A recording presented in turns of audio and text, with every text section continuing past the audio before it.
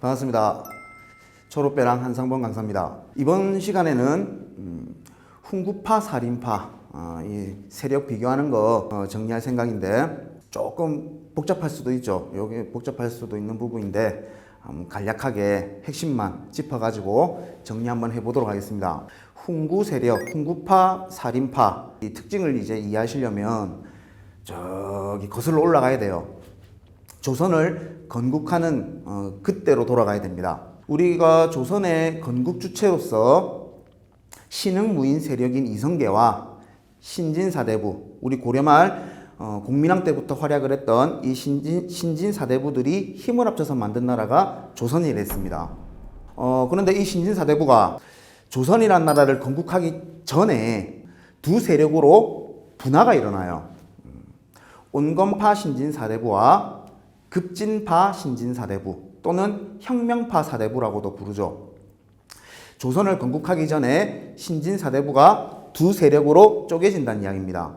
왜 쪼개졌는가 이야기를 해보면 가장 대표적인 예가 조선이라는 나라를 건국할 거냐 말 거냐로 쪼개지는 거죠. 온건파 사대부들은요 이렇게 얘기합니다.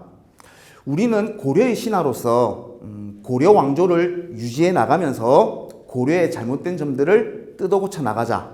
이게 이제 온건파 사대부들의 입장인 거죠. 그래서 조선이라는 나라를 건국하는데 반대했던 세력이 온건파 신진사대부입니다. 대표적인 인물로는 정몽주라고 있죠. 선주교에서 이제 피살당했던. 그리고 급진파 사대부들은요 어떤 주장을 했는고 하니까 지금 고려라는 나라가 상황이 너무 안 좋다 이겁니다. 뭐 정치, 경제, 사회, 문화 제대로 돌아가는 게 아무것도 없다. 그러니 새술은 새 부대에 담듯이 업자는 겁니다. 새 왕조를 개창하자. 그래서 이제 왕시의 나라에서 이성계를 중심으로 하는 이시의 나라로 바꿔야 된다 해서 역성혁명을 주장했던 게 급진파 또는 혁명파 사대부죠. 조선 건국을 주장했던 세력입니다. 가장 대표적인 인물로는 정도전이 있습니다. 이렇게 우리 신진사대부가 온건파 신진사대부와 급진파 신진사대부로 나뉘게 됩니다. 그러다가 1392년에 조선이라는 나라가 건국이 되었죠. 그러면 온건파와 급진파가 있을 때 누구의 의견이 반영됐냐 이겁니다. 그렇죠. 급진파 신진사대부들의 의견이 반영되었죠. 그래서 조선이라는 나라가 딱 건국이 되었을 때 조선 초 지배층은 급진파 사대부들이고요. 온건파 사대부들은 어떻게 됐겠습니까? 조선 건국에 반대했기 때문에 죽임을 당하거나 아니면 나는 두 왕조는 섬길 수 없다 이러면서 시골로 내려가 버리는 거죠. 온건파 사대부들은. 그래서 조선이라는 나라의 초기 건국 주체 또는 지배층이라 하면 급진파 신진사대부를 이야기한다 이렇게 보시면 됩니다. 그러다가 이제 우리 뭐 태정, 태세, 문단세 이렇게 얘기하죠. 시간이 흐르면서 온건파 사대부들은 살인파로 이어지게 되고요. 급진파 사대부들은 훈구파로 이어지게 됩니다. 훈구파, 살인파 이 용어가 만들어지게 되는 계기는 1453년에 계유정난이라는 사건이 터졌습니다. 계유정난 앞에서 우리가 한번 정리가 됐던 부분인데 단종이라는 왕이 있을 때 단종의 삼촌이었던 수양대운이 반란을 일으킨 거죠. 그러면서 이제 신하들 죽여내고 자기가 왕으로 오르게 되는 그 왕위 찬탈 사건을 이제 계유정난이라고 하는데 그때 공이 있는 신하들 공훈자를 써서 훈구파가 되는 거고요.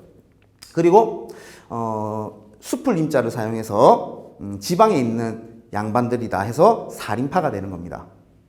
훈구파, 살인파 이렇게 이제 등장하게 되는 거죠. 그러면 이번 주제는 훈구파와 살인파의 특징을 비교하는 건데 훈구파부터 한번 들어가 보도록 하겠습니다. 급진파 사대부들을 이어받은 세력이에요. 급진파 사대부는 조선 초 집권층, 지배층입니다. 당연히 권력을 그대로 가지고 왔겠죠. 그래서 지배층이라 하면 훈구파를 얘기하는 겁니다. 그러면 조선이라는 나라를 건국한 주체 세력들의 후손들입니다. 그래서 학풍이나 뭐 여러 가지들이 다 그대로 이어지게 되는데, 훈구파의 가장 대표적인 특징은요, 조선이라는 나라를 건국을 딱 해놓고 이 조선이라는 나라가 천년 만년 이어갈 수 있게끔 나라를 강성하게 만들고자 했을 겁니다. 그래서 훈구파의 특징은요, 중앙 집권을 강조하고요, 부국 강병할 것을 중시했습니다. 중앙 집권, 부국 강병, 훈구파와 연결이 되는구나. 그리고 권력을 잡고 있는 세력이거든요. 성리학자로서, 신진사대부 성리학자죠. 이 성리학자로서 공부를 당연히 수도인 한양에서 공부를 했을 겁니다. 그래서 이 훈구파들은요, 성균관 출신들이 많아요. 그리고 세종 때 만들어진 집현전 출신들도 많습니다. 그리고 하나 더 이제 정리를 해보면, 이 훈구파는요, 조선이란 나라가 딱 건국되기 전에 무슨 나라였습니까? 그렇죠. 고려였죠. 고려는 불교 국가였습니다. 그러다가 1392년에 조선이란 나라가 건국이 되면서 유교 사회가 되죠. 그러면 백성들 입장에서 생각해 봤을 때 불교 신자들이 훨씬 더 많았을 거라는 겁니다. 그러면 이 훈구파 또는 그 위로 올라가서 급진파 사대부들은 어떻게 해야 되느냐? 그 사람들을 다 통합시켜야 되거든요. 그래서 성리학, 유교만 계속 이렇게 강압적으로 주입시킬 수는 없었다는 겁니다. 그래서 대통합을 위해서 유교뿐만 아니고 다른 종교나 다른 사상들도 관대한 태도로 받아들일 줄 아는 세력이 훈구파였습니다. 그래서 다른 종교, 다른 사상에도 관대했구나. 요게 훈구파의 대표적인 특징이 되겠죠. 그러면 반대로 이제 살인파의 특징을 한번 볼 건데, 살인파는 온건파 사대부들을 계승했어요. 지방에 있겠죠.